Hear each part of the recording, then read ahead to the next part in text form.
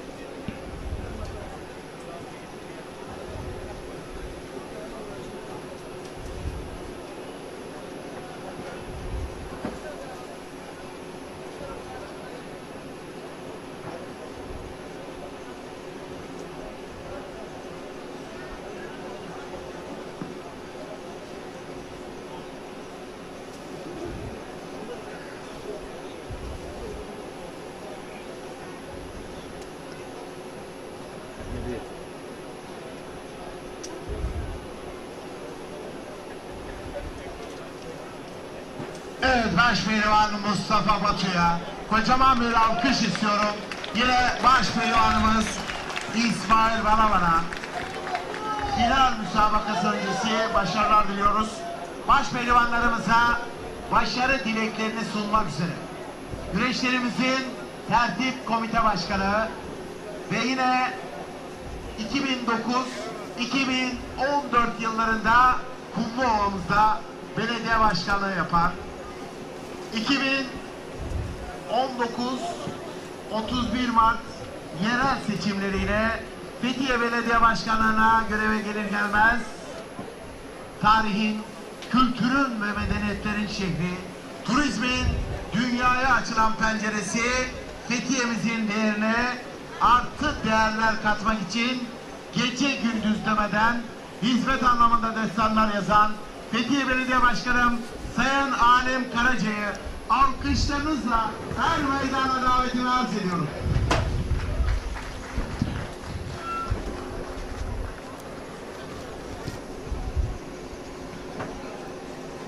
İsmail Balaban şimdi yağlanacak. Mustafa Batu da evet, çayıra çıktı ve bekliyor. Alim Karaca derler sizin adınıza. Yapmış olduğunuz hizmetlerle Fethiye doyamadığı hizmetlerinizin tadına. Alim Karaca deyince Fethiye, Fethiye deyince Alim Karaca gelir akla. Halkçısın, bu halkın içinden geldin. Fethiye'ye yaptığın hizmetler senin eserin. Fethiye'de dolduramaz kimse senin yerin. Helal olsun sana yapılan alkışlara. Fethiye güvenle bakar yarınlara. Bu halkın içinde oldun hep bir numara. Yaşa Sayın Başkanım, sen çok yaşa. Gülmek senin tutkun olsun. Bir gün ağlarsan o da sevinç ve mutluluklar olsun. 2024 yılı 31 Mart yerel seçimlerinde Allah izin verirse ikinci dönem Fethiye Belediye Başkanlığı'nın şimdiden hayırlı uğurlu olsun.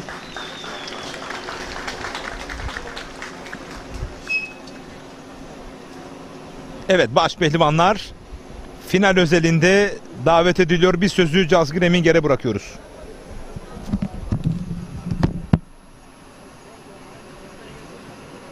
Evet, Fethiye Belediye Başkanımız Sayın Alim Karaca, Başpehlivan Mustafa Batu'yu ve Başpehlivan İsmail Balaban'ı başarı dileklerini sundular.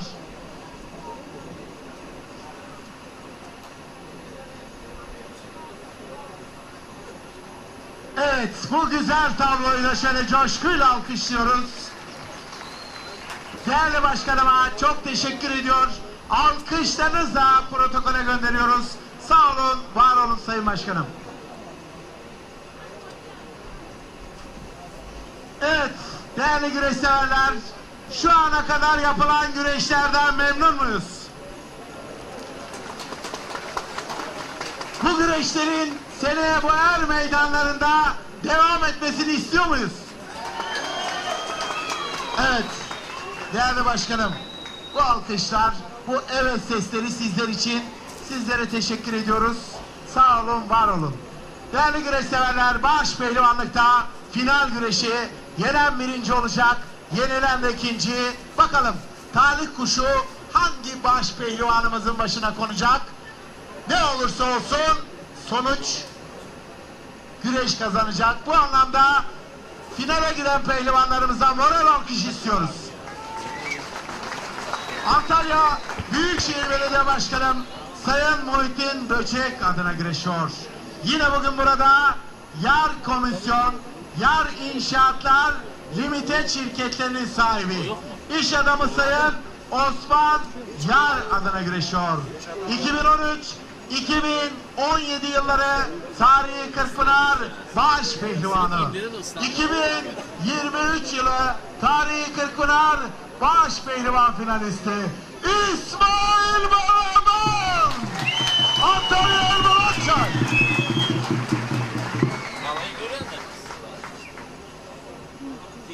Antalya Büyükşehir Belediye Başkanımız Sayın Muhittin Böcek adına güreşiyor. Yine bugün burada CTM Mermer Çetin Madencilik Yönetim Kurulu Başkanı 671-672. tarihi Elmalı güreşleri rekortmen güreş ağamız Sayın Hakan Çetin adına güreşiyor. Yine dün akşam ve güreşçilerimizin Göce'ye yolu düştüğünde her zaman otellerinin kapılarını sonuna kadar açan Dim Otelleri sahibi genç iş adamı Sayın Mesut Dim'e teşekkürlerini sunuyor. Mustafa Batu, Antalya Odabaşı. Başpehlivanlarımızın final müsabakasını yönetecek olan hakemimiz, Dadaşlar Diyarı Erzurum'dan İzmir bölgesi hakemimiz Sayın Kahraman Şişman hocam yapacaktır. Değerli hocam da bugün günün meydan baş hakemi. Bu anlamda değerli hocama da bir moral alkışı istiyoruz. Evet. Gün oldu Ali Çok. Gün oldu Mümin. Okyanusta Yusuf, karada Emin. Beklerken katrancı Karahmet'im, piller arasından çıka geldi. Kurt Dereli Mehmet'im. Adalı kardeşi Dereli Mehmet. Bekir'in kazığından koptu kısmet. Koca Filiz, Karaybo, Toros Kaplanı Cengiz, Karahmet, Rabbim, Allah'ım selamımı Fatiha'mı onlara ilet. Evet, 300 minareyle size veda edeceğiz. 300 minareden ezan sesleri midir gelen? 40 davulun sesi midir? Yoksa Samsun'un eski baş pehlivanlarından Mehmet Dombay iyi yayınlar diliyor. Hürmetle ellerinden öperim değerli büyüğüm. Kırkpınar baş pehlivan Mehmet güçlü müdür gelen? Hey! Bir Recep Gürbüz! Duyuyor musun? Karaçılar meydanında kıran kırana güreşler var. Duymuyor musun?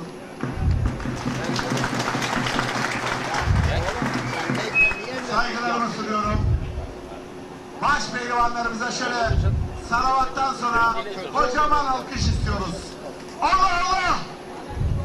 İllallah! Muhammedur Resulullah!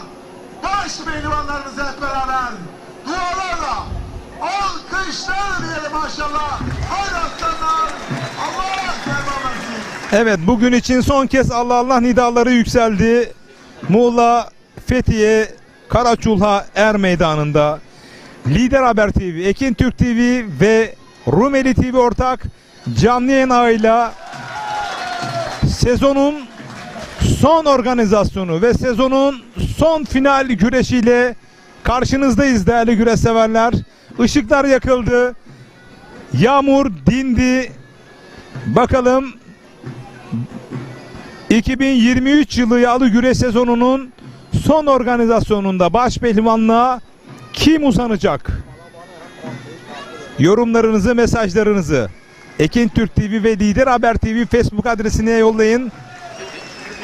Öngörünüze yer verelim değerli güreş severler.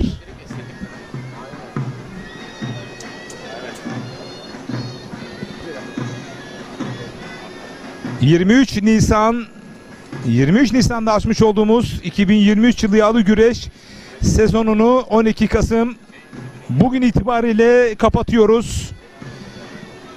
Ve bugün benim 41. yağlı güreş organizasyonu canlı olarak anlatıp aktardığım, aynı zamanda Kocaeli'liyim, 41 plakası tam uydu. Şimdi aklıma geldi. Tevafuk oldu.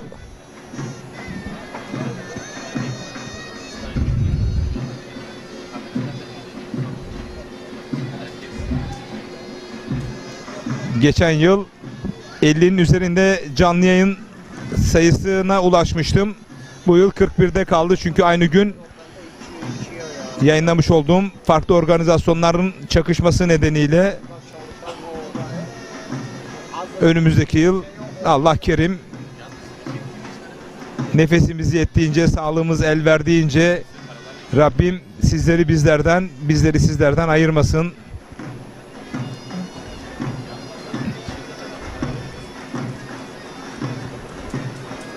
...8 ay boyunca evlerinize konuk olduk. Kah yanlış anlattık, kah dilimiz sürçtü, kah bocaladık,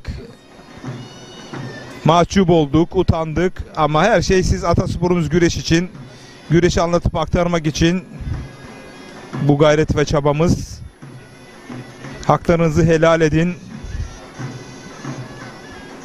Yine Allah nasip ederse 23 Nisan'da Yalova Altınova Hersek yağlı pehlivan güreşlerinde 2024 yılında sezona merhaba demek ümidi ve umuduyla diyelim. Yine kış sezonunda kurultay ve çalıştaylar Türkiye Geleneksel Güreşler Federasyonu çerçevesinde ve yine Yağlı Güreş Birliği çerçevesinde ortaklaşa olarak çalıştay ve kurultaylar, briefingler, toplantılar, seminerler, hepsinden sizleri haberdar edeceğiz an be an. Yönetmelikler, talimatnameler, kural değişiklikleri, her ne varsa sizlere ulaştıracağız. Lider Haber olarak, Ekin Türk TV olarak, Rumeli TV olarak, diğer güreş kanalları da aynı oranda sizlere ulaşabilme adına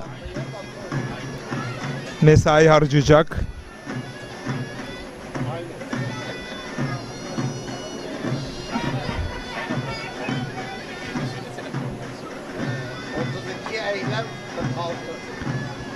Son olarak benim de bir istirhamım olacak. Özellikle alt boylarda bir zehirlenme söz konusu. Atasporumuz güreşte ben 36 yıldır, 87 yılından beri bu sahalarda olan biri olarak çocuklarımızın galip geldikten sonra rakiplerine sarılarak helalleşme yerine atmış oldukları o ters parende ve taklaların bu yılki kurultay ve çalıştaylarda şahsım adına en çok arzu etmiş olduğum bunun yasaklanmış olmuş olması. Eğer bu konuda değerli büyüklerimiz bir tasarruf ortaya koyarlarsa bence atılmış en büyük adım olacak. Maalesef gençlerimiz galibiyet sonrasında rakiplerini teselli etme, sarılma, helalleşmeyi bir kenara bırakın. Hasmane bir şekilde ters taklalar, düz taklalar ve rakibine hiç tokalaşmadan sağdan çıkmaları, bu kabul edilebilir bir durum değil. Atasporumuza, örf ananelerimize, fair play'e hiç ama hiç yakışmayan, en çok kanayan yaramız. Neşter vurulması gereken bir yeri varsa buradan başlanmalı. Değerli büyüklerimiz, umarım bu doğrultuda, bu konuda caydırıcı bir talimatname ve ya da yönetmelik eklenilebilir. Acilen bunun yasaklanması gerekiyor. Bu benim şahsi fikrim ve düşüncem.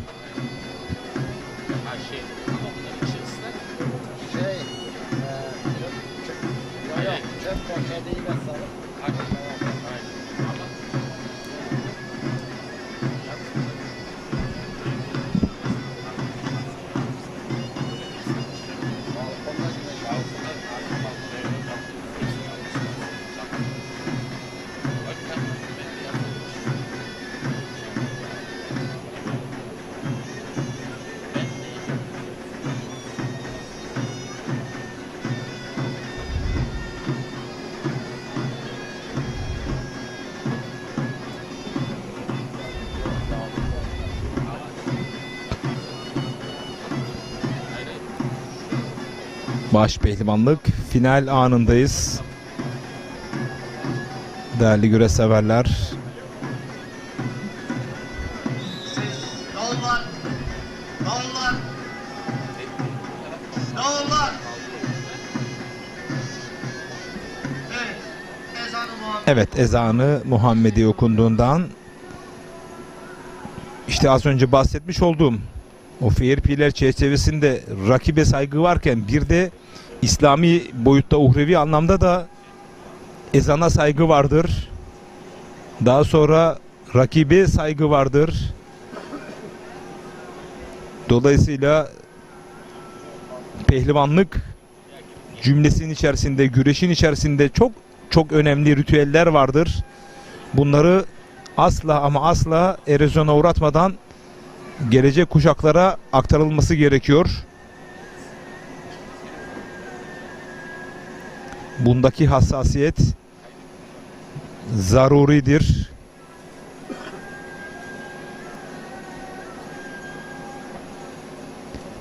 Yağlı güreşimizin, kara kucak güreşinin, kısa şalvar güreşinin, aba güreşinin hepsinin içerisinde çok çok özel nüanslar barındırıyor.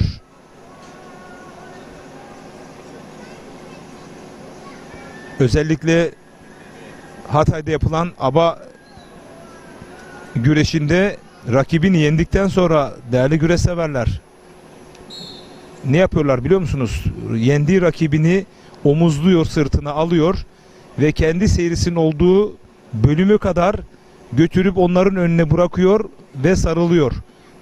Evet, bu sizin tuttuğunuz güreşçi, sizin pehlivanınız, onu yendim ama o benim başımın üstünde yeri vardır. Omuzluyor, onu onurlandırıyor ve yenilmesindeki o matem duygusunu bir anda fair play ile, samimiyetle taşlandırıyor. Lütfen sadece itişip kakışan, rekabet üzerinde yenişen, her şeyin galibiyet üzerinde mübah görünen bir spor olarak addedilmemeli, görülmemeli. Özellikle ustaların, hocaların ve yöneticilerimizin bu doğrultuda alacakları kararlar, öğretecekleri, verecekleri eğitimler çok çok önemli, çok çok kıymetli.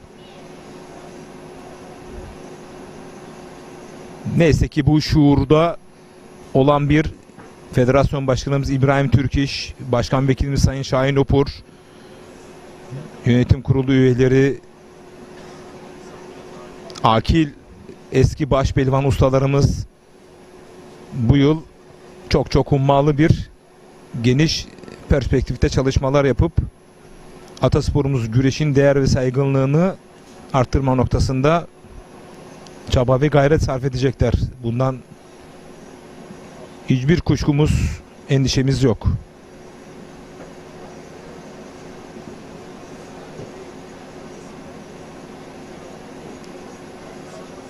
Ancak yenilikten ve değişimden korkmamak gerekir. Geleneksel ruhu zedelemeden küçük nüanslarla yapılacak olan değişiklikler, yenilikler çok büyük bir ivme kazandırabilir ki CV Enerji Adı Güreş Ligi bunlardan biri.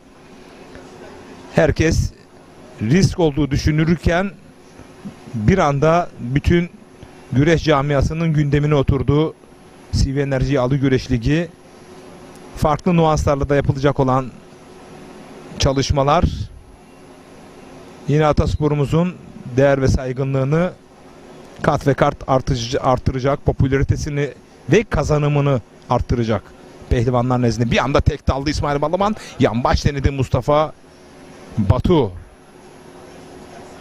Karşılıklı elenseler söz konusu. İsmail Balaban paça ve kasnakları arayışı içerisinde.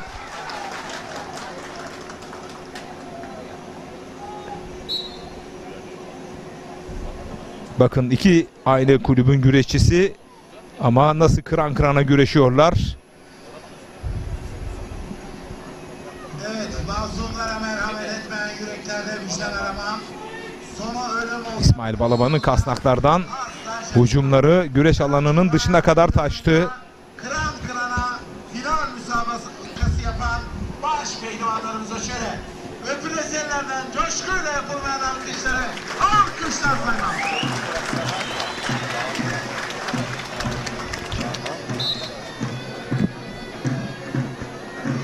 Güreş tekrar ortada, kaldığı yerden devam ediyor. Sahili kasnakta. Finalde kim kazanır? Kim baş pehlivan olur değerli güreş severler? Soru bu.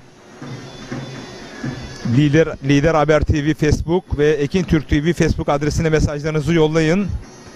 Yer verelim. Baş pehlivanlığa 2023 yılının son organizasyonunda zirvede kim kapatır? Kasnaklardan hücum yapıyor İsmail Balaban. Geri adımlıyor. Her an bir ihtar gelebilir. Mustafa Batu'ya, evet, Kahraman Şişman ikaz edecek. Büyük olasılıkla evet ikaz etti. Geri gitmemesi konusunda.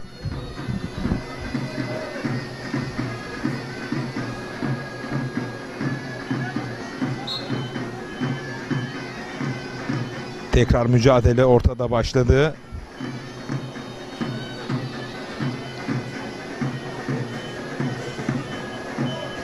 Yine kasnaklardan adeta kürüyor yağlı güreş tabiriyle İsmail Balaban.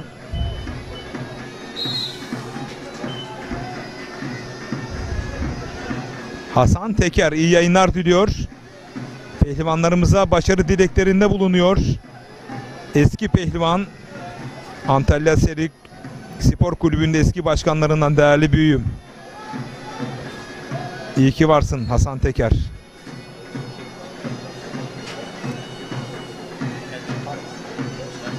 Volkan Bulut, İzmir Menemen Koçlar Kıraathanesi'nde 30 güreşseverle birlikte izliyoruz demiş. İsmail Balaban'ı bir adım önde görüyor güreşseverler burada demiş. Bakalım bu öngörü yer bulacak mı?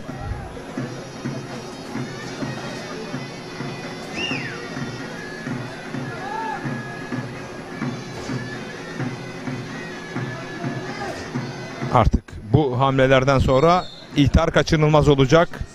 Her an bir ihtar anonsu gelebilir.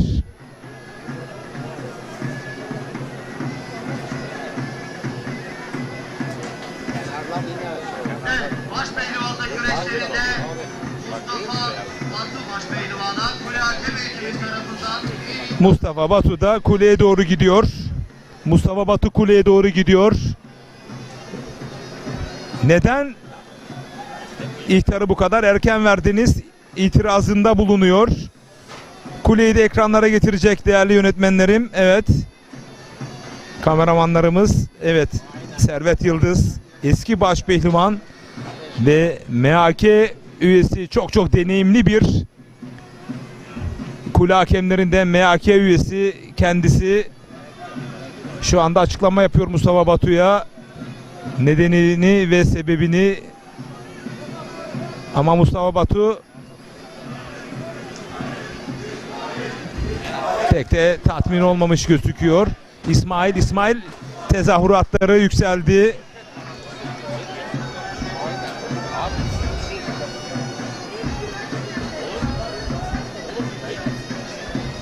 Çayırın ortasına doğru Kahraman Şişman A klasmanı, bence Türkiye'nin en iyi çayır hakemlerinden. İlk dördün içerisinde hiç kuşkusuz. Önder Gürmez, Hüsnü Patron,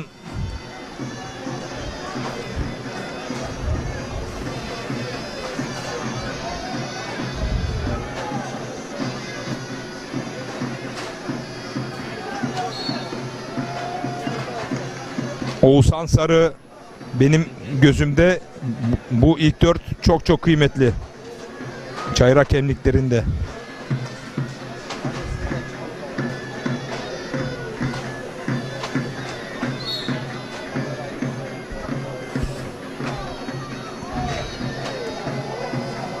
Yine kasnakları hamlesi söz konusu İsmail Balaban'ın.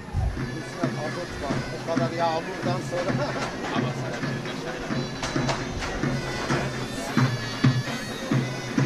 Yine kasnaklara gömüldü İsmail Balaban. Bir ihtarı var Mustafa Batu'nun. Değerli güreşseverler, Muğla Fethiye Karaçulhayır meydanında Mustafa Batu'nun etrafında dönmesi gerekiyor ihtar almaması için. Sert elense işte bu şekilde etrafında dönmesi gerekiyor. Geri gittiği takdirde ihtar kaçınılmaz. Biz ustamız Kadir Birlik'ten böyle öğrendik. Türkiye Adı Güreş'in ordinarius profesörü elini kaldırdı İsmail Balaban.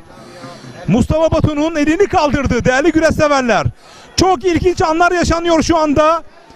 Muğla Fethiye Karaçulhayır meydanında İsmail Balaban güreşten çekildi finalde ve Mustafa Batu'nun elini kaldırdı. Çayır hakemi Kahraman Şişman da bunu bakıyoruz onayladı mı ya da kule onaylayacak mı? Çok ilginç şeyler oluyor değerli güreşseverler. Yağlı Güreş Ligi'nin son organizasyonunda Muğla Fethiye Karaçulhayır meydanında madalya seremonisi anonsu mu olacak, yoksa işte burada İsmail Balaban elini kaldırdı Mustafa Batu'nun. Bitti benim için diyor, kaldır elini diyor, ben güreşi bırakıyorum finalde diyor İsmail Balaban. Çok kızdı. İsmail tezahüratları bir kez daha kulaklarınıza geliyor mu bilmiyorum. Ekrana geliyor mu? İşte bu soldan elenseden, evet elenseden sonra İsmail Balaban final güreşini bıraktı değerli güreşseverler. Bu güreş adına şok bir karar değerli güreşseverler. Kule hakemleri. Evet, Mustafa Batu'nun başpehlivanlığı anons edildi değerli güreşseverler. Kulede onayladı ve başpehlivanlığa uzanan Mustafa Batu oldu ama İsmail Balaban finalde Mustafa Batu'nun elini kaldırdı. Kimi istiyor? Onu veriyorum ben.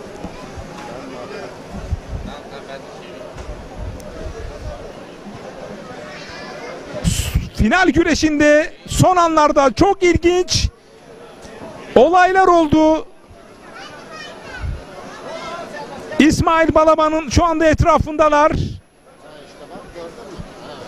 Diğer tarafta da Mustafa Batu. Evet, madalya seremonisi birazdan başlayacak.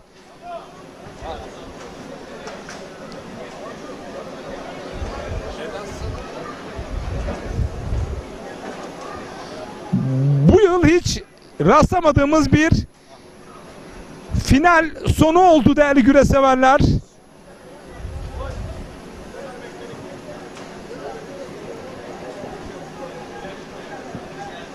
Final güreşinde tekrarını bir kez daha alalım değerli yönetmenim. Soldan vurmuş olduğu el ense sonrasında Mustafa Batu'nun sol el ensesinden sonra İsmail Balaban bir anda rakibi Mustafa Batu'nun elini kaldırdı. O el ensesine sanırım işte bu el enseden sonra İsmail Balaban bir anda kararını verdi ve Mustafa Batu'nun elini kaldırdı. Kahraman Şişman geri çağırdı. Hayır, benim için bitti dedi final güreşi. İsmail Balaban, Sarı Fırtına, Mustafa Batu, kule hakemleri de İsmail Balaban'ın vermiş olduğu bu kararı onayladılar ve Mustafa Batu'nun baş pehlivanlığını ilan ettiler. Değerli güreş severler.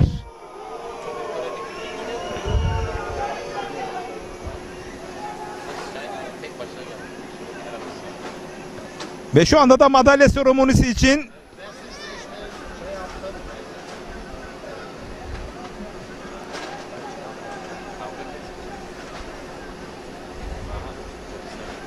bakalım madalya seremonisi yapılacak ve kapanışı yapacağız. 2023 yılı yağlı güreş sezonunun kapanışını yapacağız değerli güreş severler. Ama inanın ben de bunu beklemiyordum. Kapanışta bu yaşanan durum, sanırım bütün kış bunu konuşabiliriz.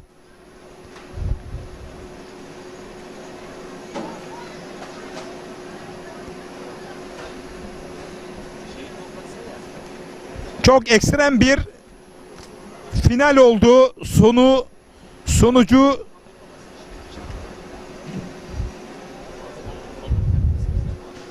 ama şunu söyleyelim, ikisi de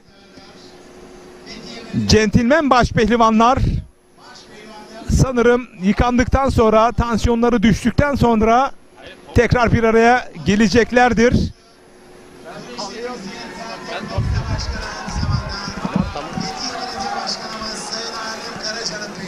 İsmail Balaban podyuma da çıkmıyor değerli güreş severler. Şu anda yıkanmak üzere sahayı terk ediyor İsmail Balaban.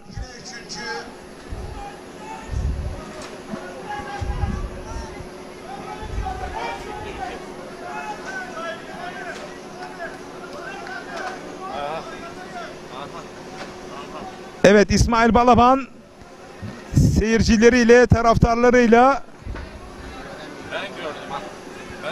hayır, onun için tezahürat eden taraftarların yanına doğru gitti.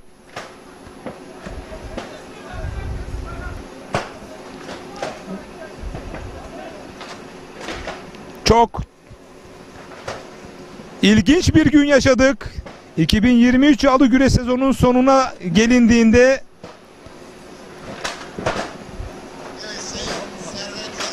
tartışmalı bir kapanışla veda ediyoruz artık. Madalya seremonisi de sanırım başlıyor. Ben şey veriyorum. Ben veriyorum. Evet, İsmail Balaban da kendisinin seven taraftarlarıyla birlikte onlara veda ediyor. Onlara küçük bir açıklamada bulunuyor. Finalde neden bıraktığının. Ekranı ikiye bölerek alabiliriz. Evet, orada sevenleriyle İsmail Balaban'ı destekleyen taraftarlarına açıklamada bulunuyor. Bir yanda da madalya seremonisi. Ali Yanatma da sanırım İsmail Balaban'ın yanına doğru gelecek.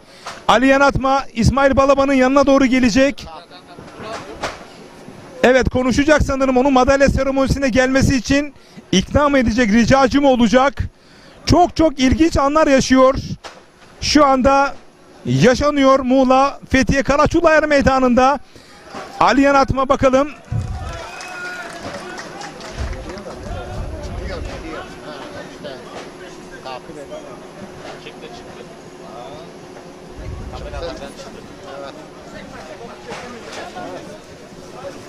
Senin yanına Göremez. Evet, madalya seremonisi şu anda bekliyor. Protokolde bekliyor madalya seremonisini.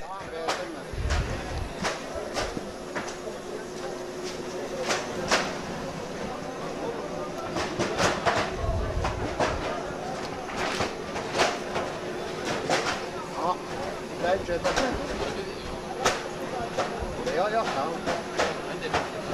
Evet, baş pehlivanlarımızı, madalya seremonisi, baş pehlivan üçüncüsü Ali Yanatma, güreşlerimizin tertip komite başkanı aynı zamanda. Aynen. Komite başkanımız Sayın Halim Karaca'nın pehlivanı. Ali Yanatma üçüncüsü. Bakıyoruz neler yaşanacak. Cazgır Eminger madalya seremonisi için pehlivanları anons ediyor.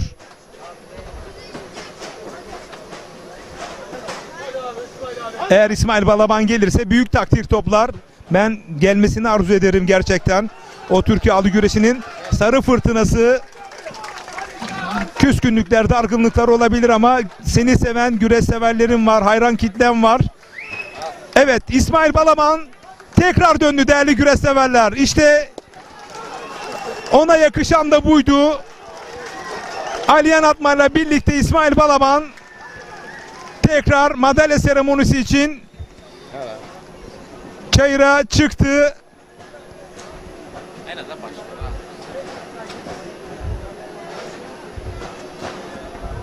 Dramatik başlayan final sonu mutlu sonla bitecek madalya seremonisinde ve biz de bu şekilde veda etmek istiyoruz, arzu ediyoruz.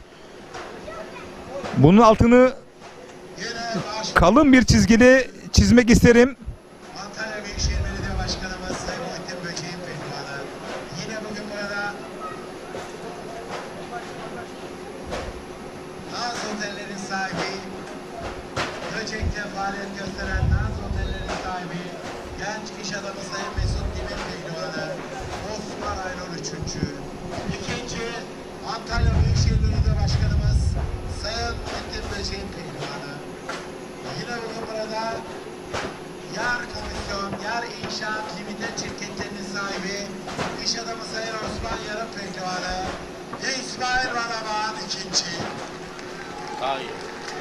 Evet, işte görmek istediğimiz tablo, fotoğraf bu. Tam da bu. Birincisi Antalya Büyükşehir Mücadele, rekabet sahada başlar, sahada biter. İsmail Balaban da sağduyulu, kendine yakışır, pehlivanlığına yakışır, ismine yakışır bir şekilde geri geldi ve madalya seremonisinde podyumdaki yerini aldı. Sayın Hakan Çetin'in pehlivanı. Yine bugün burada Orhan Okulu'nun bir sözü aklıma geliyor. İsmail'le sahada kıran kırana kapışırız. Bir daha onunla konuşmayacağım sözünü veririm der ama Sayın Mesut yıkandıktan sonra onu gördüğümde dayanamıyoruz. Tekrar konuşuyoruz. İşte güreş böyle.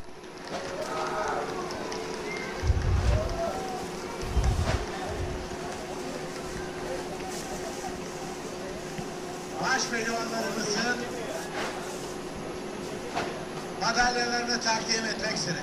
Güreşlerimizin tertip kabul Ancak şu bir gerçek ki zamanda bu organizasyon 100. organizasyondu. Türkiye Gençler Güreşler Federasyonu faaliyet programı çerçevesinde her organizasyonu farklı bir yere koyabiliriz ama bugünkü Muğla Fethiye Karaçuğla yağlı pehlivan güreşlerini sanırım güreşin önüne çıkan bu yaşanan durum daha çok anlatıp konuşulacak, hatırlanacak. Bu da tatlı bir anı olarak kalsın değerli güreş severler. Lütfen hamaset üzerine yorumlar ve mesajlar yollamayın. Pehlivanlarımız 8 ay boyunca er meydanlarında güreştiler. Çok yoruldular. Çok yıprandılar. Sinirleri, fizikleri, kasları, gönülleri kırıldı. Ailelerinden feragat ettiler, ödün verdiler yaşantılarından. Durdurak bilmeden çalıştılar, çabaladılar, koştular, koşturdular. Dolayısıyla bu kadar zorluk derecesi yüksek olan, bireysel bir spor olan atasporumuz yağlı güreşte gerginlikler söz konusu olabilir. Bakın Sayın Alim Karaca da futbol fanatizmi değil de yuhlamayın, hepsini alkışlayın dedi. Halim Karaca haklı.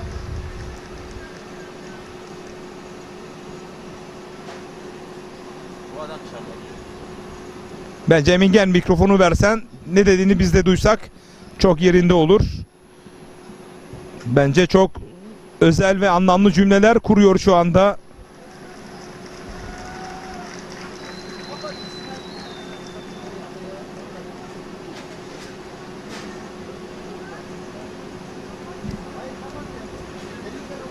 Çok konuşulacak ama bu bir gerçek. Çok da er meydanlarında görmemiş olduğumuz bir duruma şahitlik ettik. Evet.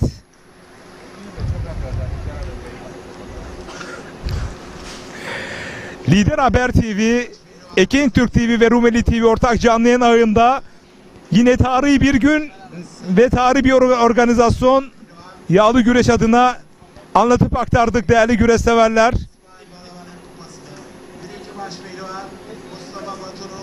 Tekrar etmek isterim ki saat 22.00'da Lider Haber TV'de değerli spor müdürü Serhat Ulueren'in Telegol programını kaçırmayın. Saat 22.00'da 2023 yağlı güreş sezonunun sonuna geldik değerli güreş severler. Benim için 41. organizasyonun son canlı yayınıydı. Hepinize, tüm Türkiye'ye, Avrupa ve dünyaya Allah'a ısmarladık diyorum. Mutlu akşamlar diliyorum. 2024 yılında 23 Nisan'da Yalova Altıno Ersek Er Meydanı'nda buluşmak ümidiyle Lider Haber TV, Ekin Türk TV ve Rumeli TV ortak canlı yayın ağıyla veda ediyoruz. Allah'a ısmarladık. Hoşça kalın, dostça kalın Türkiye.